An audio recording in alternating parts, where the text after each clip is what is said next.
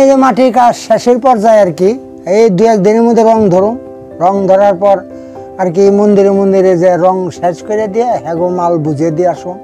আর ধরেন আছে ভালোই, এবার মূর্তির ভালোই আমাকে অর্ডার আছে, আমরা মূর্তি বানাইছি, এবার 10-12টা মূর্তি বানাইছি আর কি।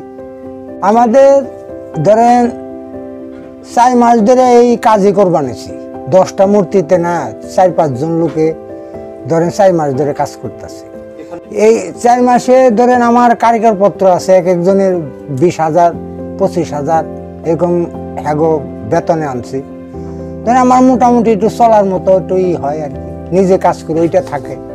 আমরা ধরেন একটা সেট বেশি 50,000 আছে, আবার 30, 35, 40 এইভাবে করে আমরা বেচাকেনি করি।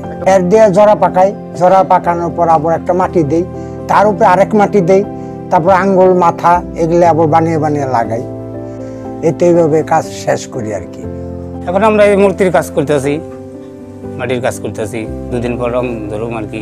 10 বছর ধরে কাজ করতেছি, কাজ করি না, ঢাকায় কাজ করি, আবার ঢাকার সাগারি বাজার, তাঁতি বাজার, সব জায়গায় কাজ করতে হয়। এই জায়গায় কাজ না থাকলে অন্য জায়গায় কাজ করি না। এবার বেচা কিনে আমাকে অর্ডার ভালোই আর কি, মোটামুটি ব্যস্ততা মোটামুটি ভালোই এবার আর কি। কত কত জায়গায় মনে করেন বিক্রি হয় না আর কি। ধামরাই বাজার আর কি মোটামুটি ঠাকুরের চাহিদা বেশি।